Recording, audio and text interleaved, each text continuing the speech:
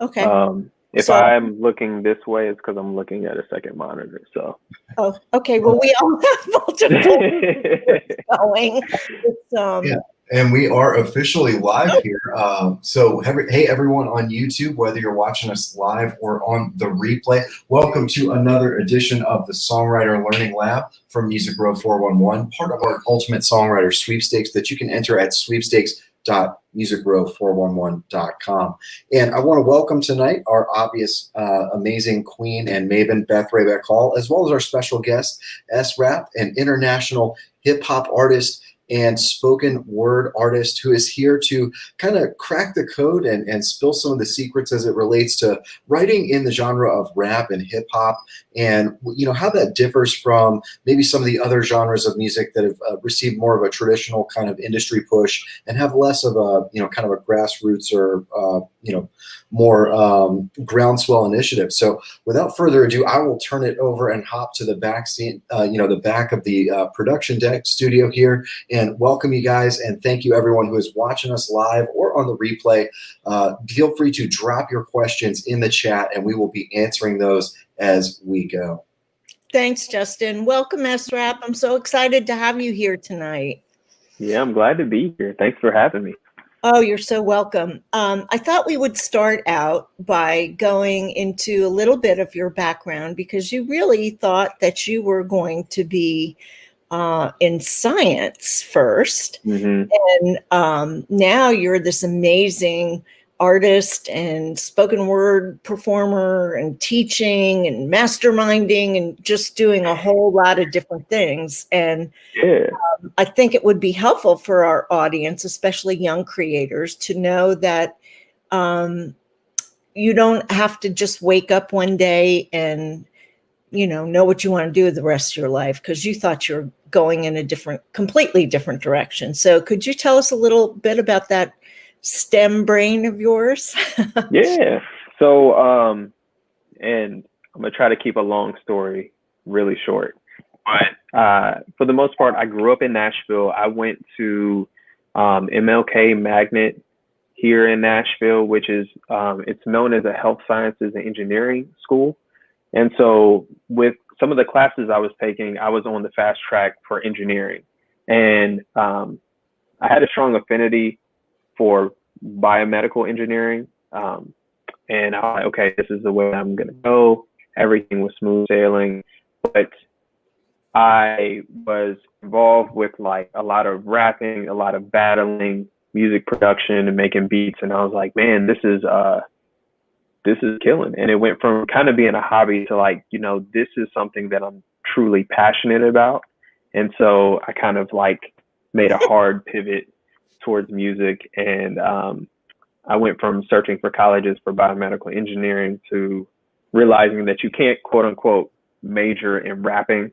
And so I was like, okay, well, what is so what is some skills that I can grow into that can help me with kind of my holistic artist experience?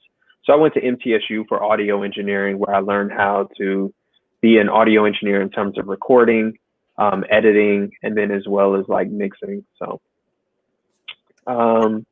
it's all, sound, sonic waves, and the way sound is captured and produced and then turned around into a viable medium for consumption is engineering. And so I think it's very cool that you have the knowledge to sort of literally back up your art.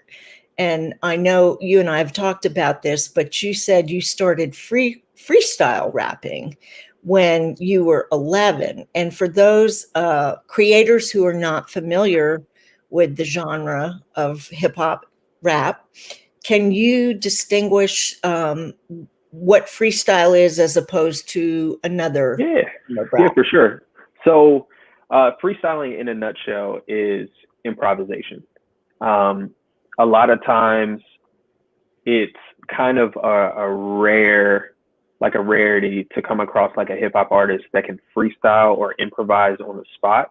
Usually a lot of people that are artists, especially hip hop artists, they're like, I take my time and I write and record, and that's what you get. And if you ask them to do something, it's kind of like, I need time.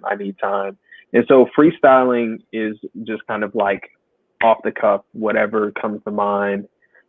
You connect the dots, you make it rhyme, you add in metaphors and alliteration and all this stuff, and then you kind of like continue it on. So you know, the title of tonight is Rap Getting It Out of Your Head. And you and I have talked a little bit about this, that process of putting clever rhymes together that tell a story. It's one way to do it in a more traditional non-hip hop style. But you said that usually for people who create hip hop, that it is going on in your head, right? So what comes first for you? Is it a phrase? Is it the hip hop hook? I don't even know if there's a term for that. My own ignorance. So it honestly depends. I think if we're talking about like me in the early stages of being an artist and writing, it's kind of like I would see something and I'm trying to break down and decode as many characteristics about what I'm seeing. And then from there, I'm taking, like, thinking of this web, and I'm taking all these different characteristics of an object. And then I spin maybe, you know, if you're talking about like, can you show us in one of your lyrics? Yeah. That So, might be easier. so if I say like, set the kitchen timer, I'm exploding at the bell. Fire all behind me, lyricism leaves a trail. See, my metaphors are wishing wells. Drop a line and drop a coin. Watch that ripple of your mind tsunami splash into your shore. I need to act my age bittersweet, 25 cents for your thoughts, quarterback a couple centuries, anchored in that misery, swimming at the bottom in the booth, yo, I got him, I'm a Rubik's Cube problem. That means the colorblind can't solve it, right? Wow. And so even when I'm like, I had to arrive to a punchline, and I know I'm saying a lot, but, you know, even when I think about like this idea that I want to bring this light and positivity, but also like in the form of like social awareness. So I'm thinking of the word colorblind, right? And how like people try to be colorblind in today's society and think that that's an added benefit towards like, you know, race relations, for instance, but it's not necessarily being colorblind and seeing everyone as the same as much as it is acknowledging that we are different and then moving with that awareness. And so I'm thinking, okay, if we take the word colorblind, what would make it impossible to do? And then it was just like, oh, you know, solve a Rubik's Cube.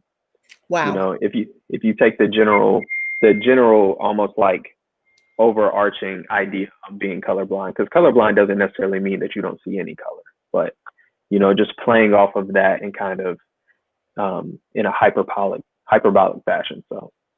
So going back to the structure again, that was so fascinating. And, you know, you kind of, if you don't write hip hop, which I don't, you know, I'm sitting here thinking, wow, that's so much deeper than anything I've written in terms of, I do think one of the beautiful things about hip hop is the complexity and the depth of the lyric structure and what you're actually, you know, how you're weaving words together that have impact, because that is part of hip hop, is it not? To deliver impact and message through what you write. So, how many different styles would you say are in hip hop now? It's the number one genre in the world.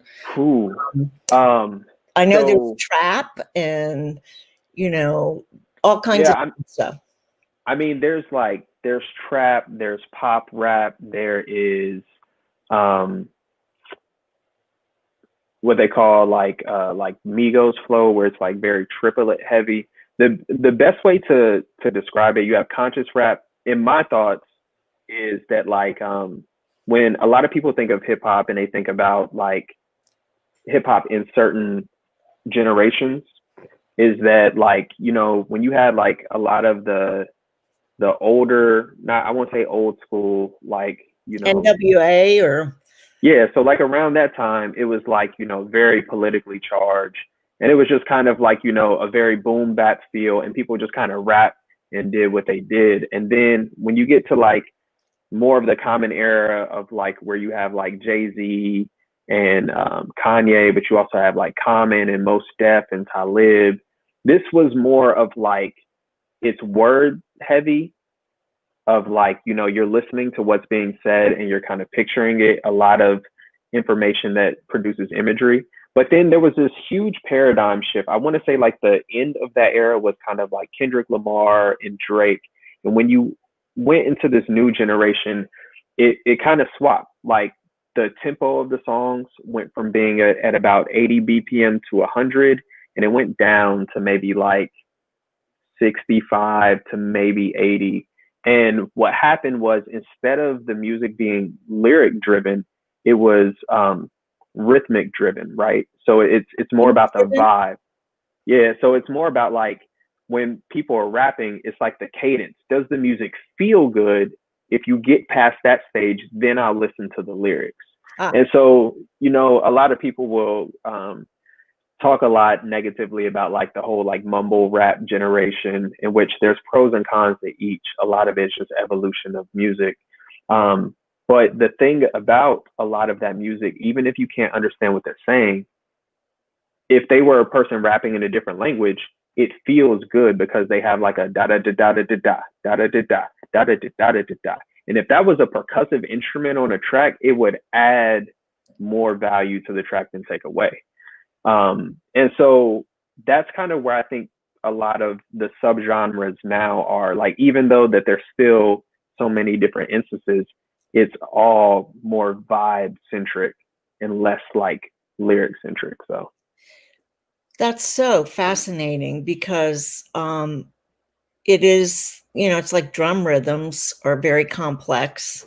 And when you hear a really good drummer and he's mixing it all up with different actual drums and beats and effects and all of that, rap and hip hop, I think if you're not a consumer of it on a regular basis, you lose a lot of that nuance. And now I'm going to start listening a lot more intentionally. So back to your own writing, what do you call your style of writing? Does it fit within one specific genre, or do you mix up a couple of them? Or yeah, I mean, I think if I had to give people an idea, I would probably label myself as a conscious rapper. So that this way, a lot of like, I keep a lot of like socio-economic or socio-political rhetoric in my stuff, but also I label myself as a positive artist. So I love being able to speak life and positivity. Not to say that my music is like always happy-go-lucky and sunshine and rainbows, but I want to be my authentic self versus like in the past, what a lot of artists have done is they kind of create a character that may not be that may not be connected to who they actually are in real life, and then they step inside of that. Snoop Dogg comes to mind. Yeah, Snoop Dogg, Jay-Z, like a lot of them. And a controversial thought, but something that I was a product of, is that hip hop is a unique genre because there's actual culture that gets taken from what's presented and gets incorporated into everyday life. So it's not just like something that you go to and you're like, oh, like I want to be at the gym and be turned, or I'm at the club. But it's like, no, like you learn how to live your life from the people that you see. You learn what's important, what your values are.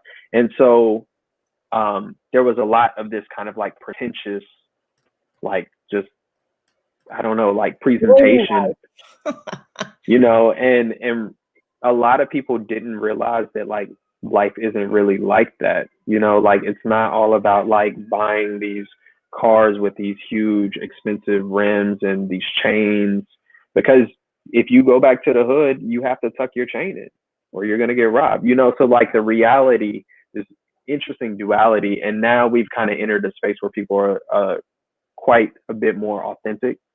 And so you know, for me, I never want to present myself in a way that I'm kind of lying or like misleading people in the wrong direction, because like I'm not going to present something that I'm not living. So Well, an interesting thing to share with our audience is that your music is applicable in other sort of media forms, because you had one of your songs and you're actually in a Birchbox campaign, which is, for those of you that may not know what that is, it's a subscription box, and it's kind of a big deal. So that's an interesting application of how, and can you tell us a little bit about how that came out? Because it's an interesting story.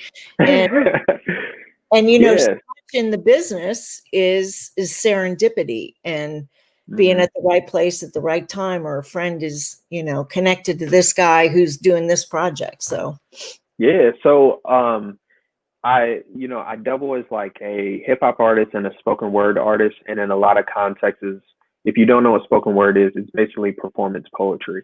But what I do is, because of the way that I write my raps and I write my songs, when I perform as a spoken word artist, you're getting a cappella versions of songs and verses.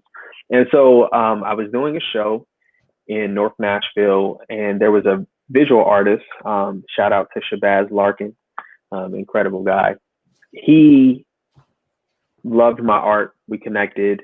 And then he later on got a gig as a creative director with a production company. And one of their clients was Birchbox. He was like, you know, the second that I kind of saw the treatment and the ideas, I knew, like, you popped up in my head. We want you in a commercial. And so the power of being able to build relationships, but also understanding that, like, when you truly understand your identity and you stand in that, that there's no telling like how that force will work for you outside of what you're like consciously doing. And so just being super fortunate and blessed for that. You said what? You're actually in the commercial too. Yeah. So I'm reading a letter to myself. And the scenario, if you want to see it, go to YouTube and look up Dear Saran, Saran, and then you'll see it. And it's like this idea: I'm coming home from a long trip and I'm tired, I'm exhausted, I got the bills in my hand, and it's Birchbox box. And in it has like some deodorant, some cologne, and then these like these little pads you put on your eyes to kind of like get rid of the puffy wrinkles. And and so I need a case of those. And so I basically just opened the box, and I really turn up and enjoy my time alone and understanding the value of me time. So big push on like self-care, and it's beautiful. You see me dance in it and act, and that was different for me for sure, but I loved it. It was great. So let's talk about that for a minute, because I don't know. I say that hip hop is now very mainstream. Would you not agree? And everybody wants to use that snapshot of life in their content campaigns. So do you find, with that being the case, as a hip hop artist and a spoken word artist, that now when you're writing, you are also thinking visually, like, I want to create something that could be in some kind of a campaign? Because sync has become a huge thing for songwriters in general, and that would include you as a songwriter as well. So do you think about the visual aspect of it when you're writing?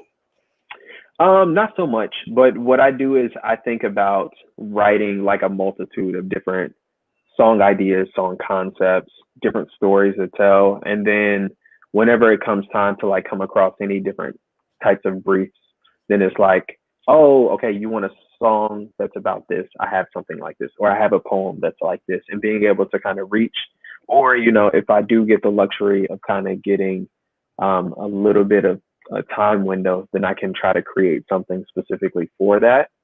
But I think it's easier for me to stay true to myself and what it is that I want to do if I create from me, for me first.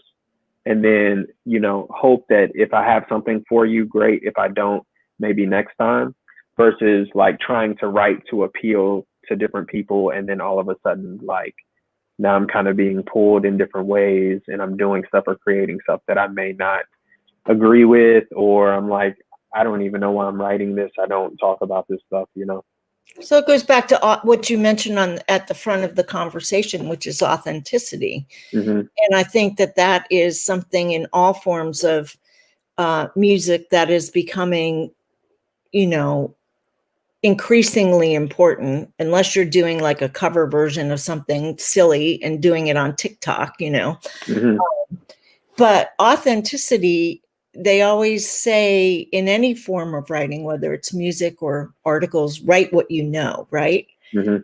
And how do you take that premise of authenticity and write what you know when you're working with other people? The average number of songwriters last year in our annual report was 6 or 7, and then it can be many, many more than that if you have people that are just making beats. So how does that affect somebody like yourself that is a conscious rapper? Or Yeah, I think of it a lot as if like I'm an author in a book, or, you know, it's not so much me telling my story, but like if I'm doing a feature verse for someone, then I love to connect with who I'm working with and, like, you know, ask those questions like, tell me about your experience, or like, how are you connected to this, and really try to like bring something to life. Because there have been times where I've written I would do my mind sometimes thinks that. Long day. faster than I speak. So but there have been times that I've written about fictional things, or if I'm watching a movie and I'm just like, if that character in a movie was a rapper, what would they say? You know? That's a And cool way to look at it. yeah, and so it provides me this space to kind of like be creative beyond just like, you know, what does Seren or what does Esrap do on a day to day? Because I feel like I live a very boring life. And so if I'm just writing about, you know, the mishaps of me going downstairs and doing laundry, you're probably not going to want to hear that, you know. What do you think makes a hit in hip hop? Does it change? Is it sort of the moment, or do you think there's something consistent that makes it a hip hop song a hit? I think of two things. One is going to go back to the vibe. So making sure that it feels good off top. Like there are some people that write hits where, you know, their lines will have like 3 words in it. What I've noticed and that I enjoy with the second element is, and I think this is what makes Drake such a prominent artist, is that he takes thoughts that a normal person has and then he turns it into song, almost to the point to where you're getting these like Instagram quotables from his lyrics. But it's like not because he's doing some crazy amazing, you know, Picasso style writing, but it's because like people identify with what he's saying, you know. And so he's able to, like, you know, when he wrote God's Plan, Great. it's like the most simple hook, but it's like I could see myself celebrating in a moment and just be like, this is God's plan. Like, I don't even have to come up with my own words. Like, I could have a whole conversation quoting Drake. And I think that when sometime that would be great. That would be great. You know, and I think that that's, you know, in the same way when you're thinking of writing a pop song, you're writing hooks that are catchy, you know. So when Kendrick said, you know, I got loyalty and royalty inside my DNA, it's like there are people that when that verse comes on, that's all they know in that song. But that's all you need to know because you're hooked at that point. You know? It is history. It is truth. And so I think that as long as you have the quotables, you have stuff that makes people feel empowered or being able to connect to it. You know, think of Beyonce. She's not a hip hop rapper, but, you know, like all my single ladies, you know. I can't tell you how many times it's like in the middle of an argument or a conversation, like people pull up Beyonce lyrics, you know. It's just the lyrics that's like I could substitute in everyday conversation and just put a lyric right there. So now, friends of Music Row 411, Chuck Harmony and Claude Kelly were on earlier this summer, and they made a comment that the best writers, regardless of genre, are students of history. And they mentioned that Beyonce was an enormous student of history and what has come before musically, and that they study everything. I mean, they just break everything down, like what's working here and what's that. Would you say that that's becoming more evident in hip hop today, that people who have grown up, I mean, it's not a brand new thing anymore. It's been around. And as you said, there are generations of creators that one of the best shows, I think, is the Dre and Jimmy Iovine HBO documentary that was done, the Giant ones. And it takes you all the way back to Tupac and Biggie and the big sort of warring factions within hip hop. And I think today it's interesting to see who's pulling in elements of that and who's reaching out to the other side, meaning that they are combining their music and their art with people out of their genre. It might be country, it might be pop. So do you see that as something that is, my own personal feeling is there's going to be one genre at some point, and it's like you pick your color or your flavor at Baskin Robbins, and I want that today, and tomorrow I want this one, and I'm all mushed up in a big bowl.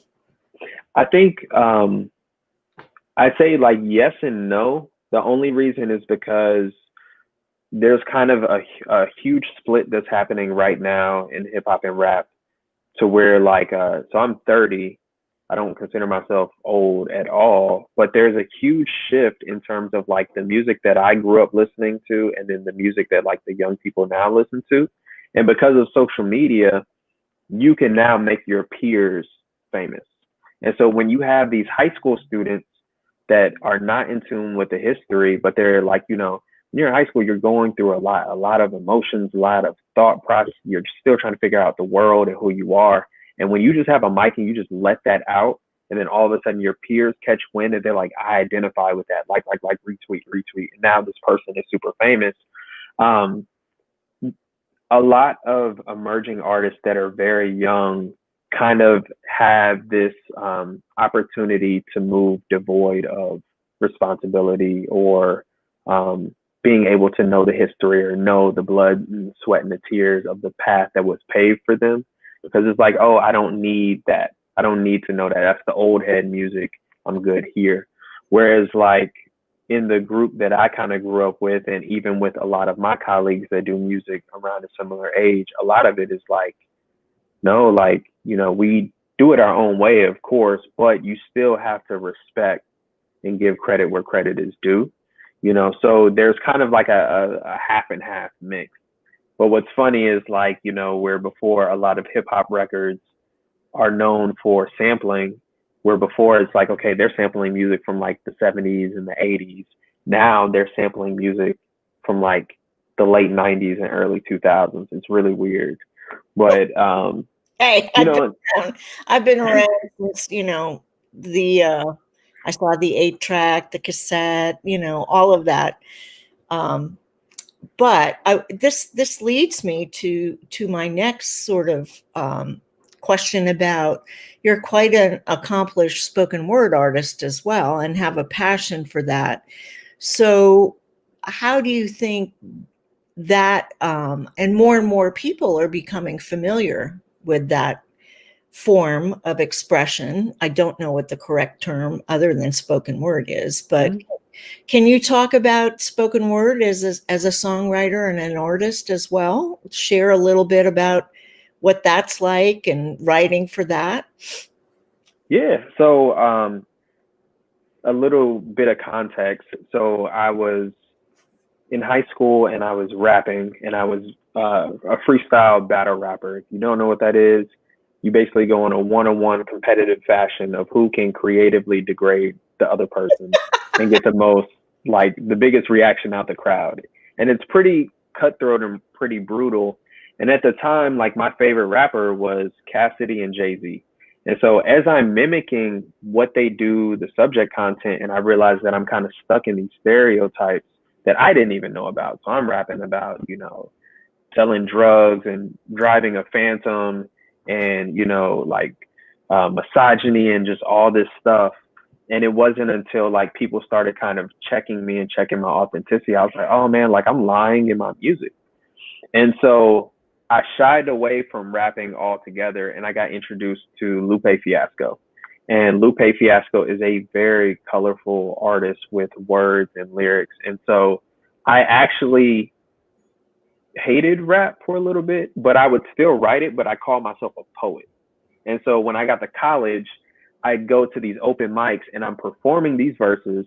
People are like, man, that's so dope. It's so colorful. You know, I can see the images in my head. And I'd be like, but I'm not a rapper, I'm a poet, you know? And it wasn't until like a little bit later when I was like, man, like I really want to put this stuff to music. And things started to kind of come full circle. So I'm performing with music and I'm still rapping, but I didn't lose like my lyricism in my writing. And then it wasn't until like post college when I really was like, okay, I'm making the jump to do this professionally. Unfortunately in Nashville, there's still a huge stigma on hip hop and rap. So it's really challenging to get gigs in certain places because they're like, we don't want rap fans in here. We don't want them, you know, leaving our venues smelling like weed or tearing stuff up or somebody get shot or whatever, you know, people assume. However, if I pop up and I'm like, you know, I want to do a spoken word show, they instantly, it's like, oh, you know, people are going to be coming in dimly lit. They're going to be snapping and, you know, somebody's going to be banging on a bongo or whatever, you know, that stereotype of people think. And the funny thing is I'm able to move in spaces, but I'm still bringing you rap, but I'm bringing you rap without music. And so I wouldn't like, You were called a beatnik back in the day. Yeah.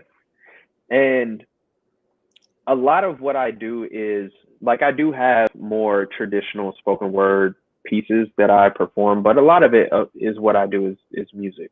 It's just without the actual musical component.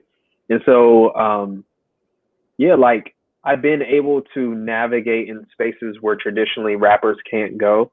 And it allows me a lot of like flexibility in terms of like a lot of the gigs and opportunities.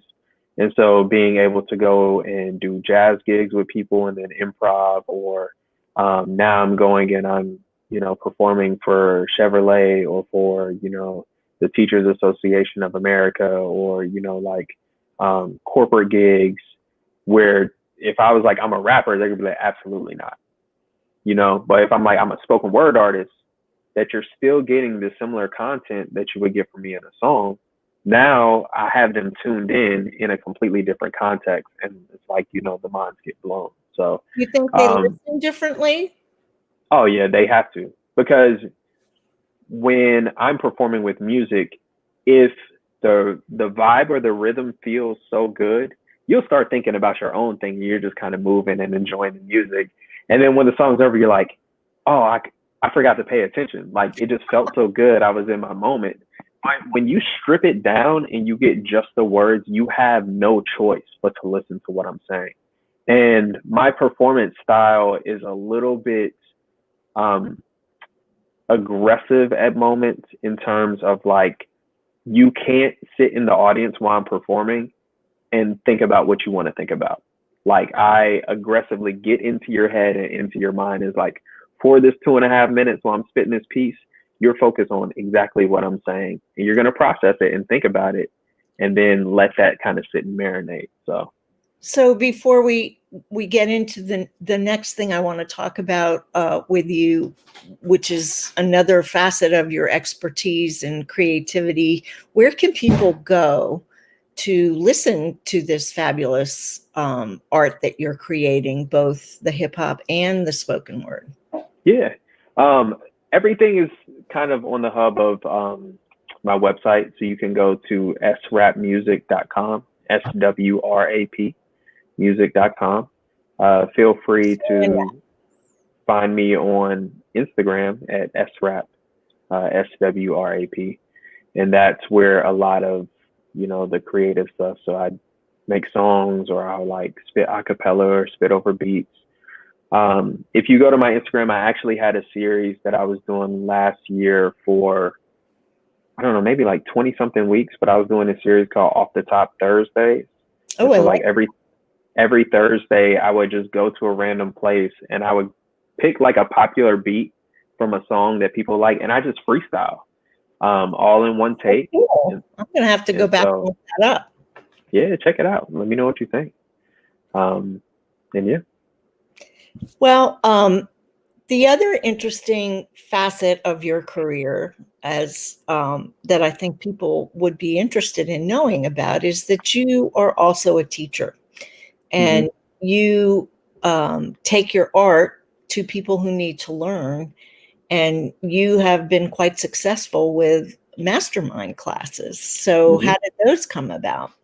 Yeah, so kind of in two separate groups. So one, the teaching artist element is that I work with a nonprofit here in Nashville called Southern Word, and we go into schools and we teach literacy through spoken word. Now, because of COVID, things are a little wonky, but we would go into middle schools, high schools, colleges, but also like alternative schools, group homes, juvenile detention facilities, and we help young people find their voice and be able to stand on that platform.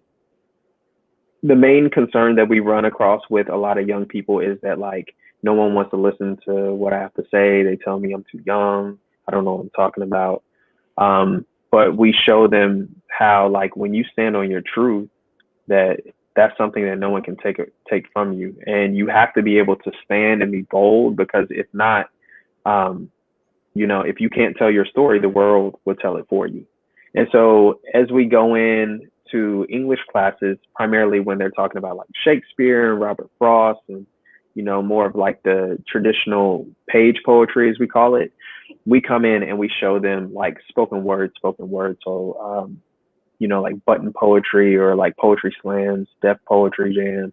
And then from there, we get them writing these intense, like introspective pieces that continue to help reinforce not just their voice and their past experience, but also bringing it with like the curriculum of the English class. So they're learning about like metaphors and allusion and alliteration and similes, all this stuff. And it's transformative, like being able to really pour into these young people. And then it turns into kind of like a mentorship situation, to where you have people that now no longer exist the way they did before our program, but also at the same time, people who want to be artists or want to be musicians, and helping them find their voice. They also start to learn the responsibility that they have in terms of that, like, you never know who's watching you. And if you're focused on driving the world forward, however you choose to do that,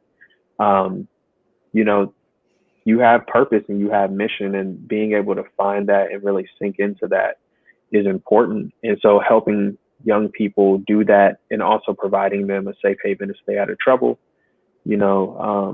whether that's externally, like maybe neighborhoods or social circles that they're in, or even internally as they wrestle with anxiety, depression, forms of abuse, just being able to empower young people is, it's life-changing, because they're literally our future. And so, what better way to make the future a better place than to pour into the people that will be running it. So can we clone you? we need about 100,000 of you. I think, to your point, the musical Hamilton forever changed musical theater, and is a great example of teaching history through hip hop and spoken word. So, it's the number one grossing show. It's earned $2 billion since it started. I did not know that, but that is actually not surprising because Hamilton is fire. But you know what? Lin-Manuel Miranda is also like you. He wanted to inspire people to be able to learn not just history, but to appreciate rhyming and alliteration. And it's just such a runaway hit that I could see you creating something like that someday. What advice do you have, Esrap, for people who want to pursue writing in the hip hop genre or becoming a spoken word artist? Where should they start? I would say that just by doing. I think especially if we're talking about like to people that are a little bit older, we run into the issue being adults that we're afraid to fail, we're afraid to suck at things, and the reality is that like regardless of what it is that you do that you're good at, you started at a point where you were probably pretty bad at it. But the fact is that like you have to continue and fail, you continue and you fail, and that's the quickest way to success. But you standing there and being stuck in this kind of analysis paralysis, as I call it, hoping and trying to, figure out the formula to be the best, like you won't get there because you're not building those skills and those talents. So it's like, I'd say an easy way, like an actual pragmatic step is if you're listening to something, tap out a rhythm or, just like mumble a sound like da da da da da da da da da da da da da da da da, and then write down the syllable count. And then when you write down the syllable count, that's now your flow. So it doesn't matter what words you put there, as long as you follow that syllable count, it's going to feel the same. And so then from there, you can take your concept, you can take what you want to say, and then from there, you can just fill in the syllable count. And you can practice that way so that now you're like, oh, I wrote a verse. It's, the cat in the hat. But hey, like I wrote something and it's great. And then there are other things that we can do, to reinforce stronger writing and to really like get the richness of the content. So that's so fascinating. Do you teach writing as well? As I know you're in your mastermind, you combine a whole lot of things, but do you actually teach, have writing classes that you teach? I do. Earlier this year, I got funding by Metro Arts for the Thrive funding, and I did a 5-week writing workshop. And what's interesting is like the stuff that I do with teens is very transferable to adults. And I, a lot of times, will take writing from the standpoint of like almost spoken word to kind of like get people familiar with strong writing. And then we can work on like, how do you, put that to a meter and give it flow. But a lot of it is just thinking outside of the box and having these kind of like structured ways of producing strong writing. So I can take people who have never written a poem before in their life and give them the scaffolding to like produce something incredible that surprises not only themselves, but also people around them. So there's definitely a formulaic element to strong writing. Now, what about beat makers? Do you make beats too? I do. Beat making is a similar thing, depending on, your aptitude for music and music theory. You can kind of break it down in different ways. Like one of the greatest examples I think of is like Michael Jackson. And what he would do is he would literally like beatbox everything. So there's a really cool video of him talking to Oprah, and they were like, well, how do you come up with your song? And he was like, and then from there, he's like, okay, if I take those sounds and what those sounds are, now I put a drum kit on it. And then from there, he'll sing a melody and then, come up with a drum kit.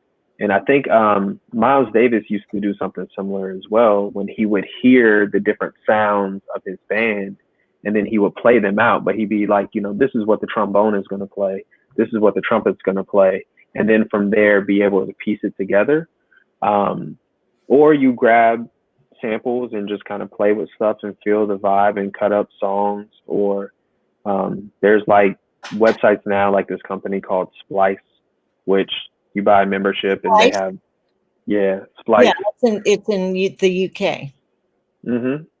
And they have like just royalty free loops basically that you just plug and play like Lego blocks. And so it makes it really, really easy. Like music production is more accessible than it's ever been. And I say just the key is like just continuing to do it and just see what works, see what doesn't. And before you know it, like you'll be making some bangers. Well, I want to leave time for questions. Justin, we have questions that you want to ask we send out a form before everybody speaks so we can get questions, because oddly enough, some people are shy about showing up in the chat for a lot of different reasons. So I'm sure we have some questions.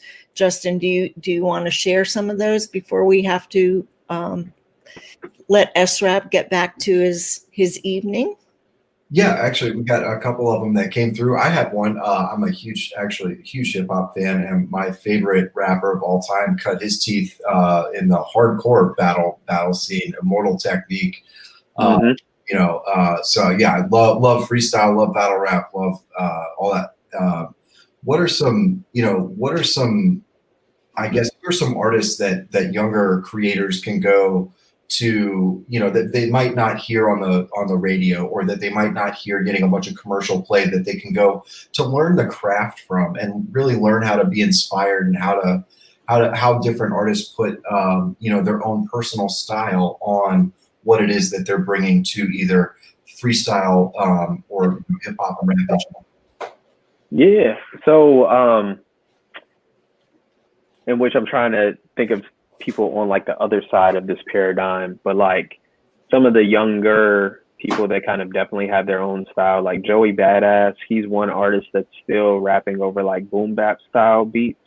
That is something that's very uncommon. And then if we look at some of the more prominent names like DaBaby, he's very popular, but like he's a person that in the midst of when everything is kind of sounding the same, like he's like, boom, I emerge with my own style. The Migos are a perfect example of like taking triplet rap to the next level that has now influenced generation upon generation. If you're looking for something more on the lyrical side, there's a few artists that I've been listening to. This guy named Kimba, Kemba.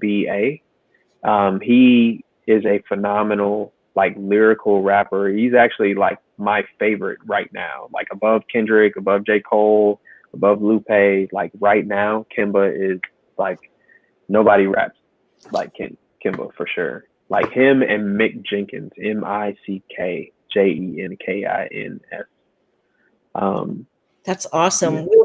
We'll send these out at the end of the week when we send our notes from this week. It's a double whammy with you and our guest tomorrow night. So this is such great stuff. I mean, I can't even tell you how much I'm learning. Next question, Mr. J. Where do you think people can go to find hidden pockets of talent to create and collaborate with in the hip hop and rap scene? Ooh,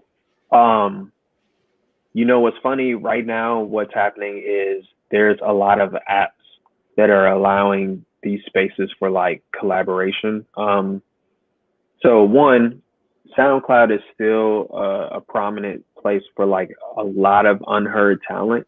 You do have to kind of dig and fish a little bit. There's an app called Loom, Lum, that has a lot of space for like content creators to collaborate.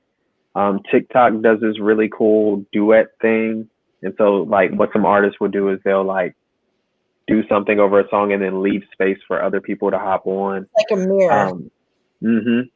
Another app, Tully, Tully, which is like an app that's endorsed by Joyner Lucas. He's actually a good person to check out. He's probably the best storyteller of our generation, hands down. But he endorses, I think maybe even my own Tully, but it's kind of like a journal notepad, but you can actually put the music in like the session, if you will. So you can listen to the music while you're writing the lyrics, and then you can also like share and collaborate.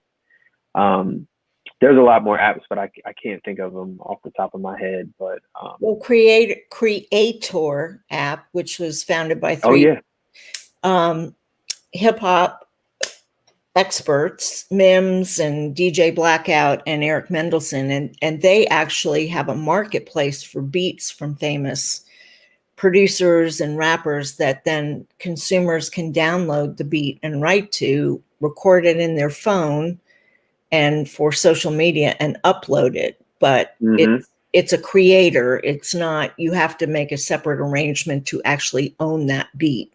You know, it's licensed, you pay a subscription fee, but those are all great resources. And then one last one is Discord, which is kind of like a community. It was primarily for like gaming, but what's happening now is like a lot of people will basically create these massive rooms with, you know, hundreds, thousands of people, but you can find people to collaborate really easily with. And so it's just a matter of kind of getting plugged in however you see fit, in like the new age version of chat rooms, basically. Just imagine you have in a chat room, you're like, oh, you produce, let's do a song. It's like, okay. So. And any more, Justin? I can already tell we're going to have Esrap back for part 2 of this fascinating conversation, because he has so much wisdom to share. Yes, please, anytime. Got a question that I think is actually probably a lot more common, and it came in anonymously, which I think once you hear the question, you'll understand it.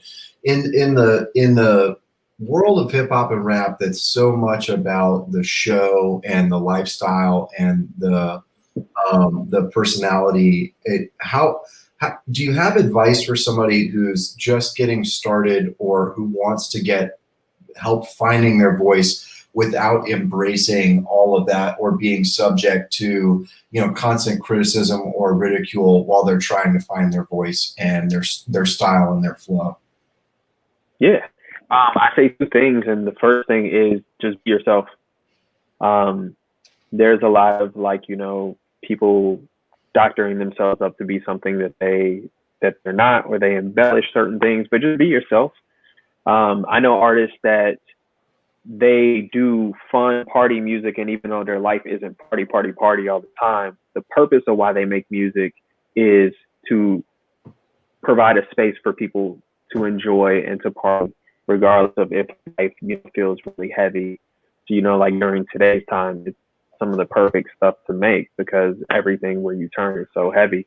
The second thing I say is that I feel like I forgot my point. The first thing was to be yourself. And then the second thing was, I don't remember. Justin, what was the second thing? The second part of the question? Just the question of like, how do you develop your own flow and your own style and your own, you know, your own voice as a rapper or hip hop artist without feeling the need to buy into, you know, kind of that commercialized image, or, you know, more of a stereotypical persona? Oh, well, I can't remember my second point, but be yourself. And Chance the Rapper had one of the most profound quotes.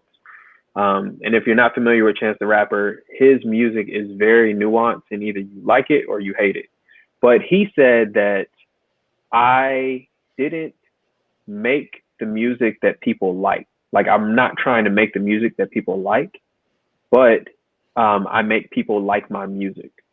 And so when you refuse to conform, just know that fans will come, period. So if you're yourself and you're happy with who you are and who you're presenting, then fans and success will come. There's a lot of people that listen to my music that they don't like it because I don't sound like, you know, what they listen to, and that's fine. You know, like, I still get clients, I still get gig opportunities in my lane, and I understand who I am and where I can and where I should go, and then I run full speed in my lane. So have that confidence, and then just like live in that truth. I might have to needlepoint that. I run full speed in my lane. That's an awesome quote. Yeah. I had a buddy where, like, he's more of like a trap rapper, but he's like doing his thing. And of course, like, anytime you get on the phone, it's like, yeah, man. I was like, oh man, just trying to get like you. What you mean? I'm trying to get like you. I'm trying. And then you kind of do this compliment battle. And he said something really, really funny to me one day, but it was really real. And I was like, man, like I see what you're doing. I see like you're moving, man. And I'm trying to like have what you have. I'm trying to get where you are. And he was like, nah, man, the key isn't to try to come into my lane or do what I do, but it's like stay in your lane and like run your race the best that you can. Because when you do that, like no one can be you better than yourself. If I try to become the next Jay-Z, I'm never going to be a better Jay-Z than Jay-Z. But no one can be a better Esrap than Esrap. Once I learned that, I'm unstoppable. So great advice. We're almost on the 8 o'clock hour. So Justin, are there any more questions, or is there anything else we need to know about to share with our audience? I know you have music they can buy and other stuff on the website. Can you give that out to people once more? Yeah, make sure you go to srapmusic.com at swrapmusic.com, and you can find out more about Esrap. You can book him for gigs. You can find merch, music, and all that great stuff. Learn more at srapmusic.com. And Esrap, thank you so much for being here this evening and sharing your time and your wisdom. I certainly found everything you were talking about fascinating, and I'm sure people catching it both live and on the replay are certainly, going to dig in and get a lot of value out of that this evening. And we are, if you'll be back, we would love to have you and certainly dive into more, because we do have other questions, but I do want to be respectful of the time. We also are wrapping up in the next 24 hours our Ultimate Songwriter Sweepstakes Fall Edition. So if you have not had a chance to enter that enter that yet, make sure that you go ahead and do that by going ahead to the URL that you see scrolling across the screen, sweepstakes.musicrow411.com. We are giving away a boatload of prizes to help you build a better career in your music pursuits, right? To stay in your lane and help you go as fast as you possibly can in that lane, regardless of what genre, regardless of what type of artist you are, because the package is really there as a vehicle for you to use to accelerate what it is that you're doing in your music, however you want to celebrate and build your artistry. We're giving you things like access to our educational platform, a website to showcase your music, your brand, everything about your artistry. We're also giving you a half day of career advice and mentorship from the one, the only Beth Raebeck Hall. You are getting 2 hours of studio time to go in and record your stuff at a professional recording studio in Nashville, Tennessee. You're getting an hour of vocal coaching from a professional vocal coach that you sound as amazing as possible, whether that is, recording something in a freestyle setting, a live performance, or, any other recording environment whenever you're performing. We have got an hour of sync consultation with the master and practically the inventor of the modern day sync machine, Mr. Doug DeAngelis, and so much more that there's just an enormous amount of prizes. We have more than $30,000 that we are giving away in terms of the prize packages.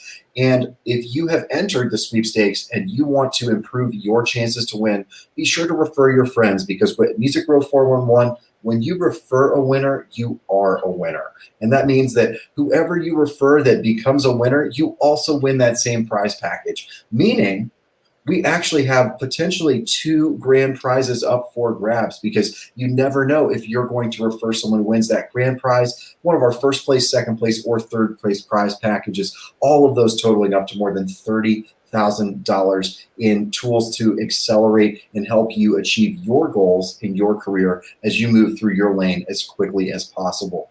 So, build your momentum, build up your speed. Thank you so much. And do not miss our finale tomorrow night, where we have Mr. Desmond Child writer of hits across 6 decades. Songs like Dude Looks Like a Lady, Livin' on a Prayer, Livin' La Vida Loca, Kings and Queens, and countless others that you know you love. You've sung them yourself, whether you're driving in the car or you're sitting there in the shower or you're in a group or, you know, a group environment like a freaking stadium or just hanging out with some friends. You know this music, you've sung it yourself, and we're going to be interviewing him live tomorrow night as we conclude our Ultimate Songwriter Sweepstakes Fall 2020 edition. So once again, thank you guys for being here on the live version and both the replay. Feel free to drop your questions in the chat for Esrap, and we will get him back on another live session as we have another sweepstakes here sometime in 2021. But be tuned tomorrow night. Thank you guys so much for being here and putting your time in. We appreciate you watching, and we look forward to, look at that. Hop on, we'll rewatch this and share it with my friends about you, Esrap. Perfect. So already getting some fans and some love here, and we look forward to seeing everybody tomorrow night at the conclusion of the sweepstakes. Thank you so much. We'll see you soon. Thanks. Bye. Great. Thank you. Bye-bye.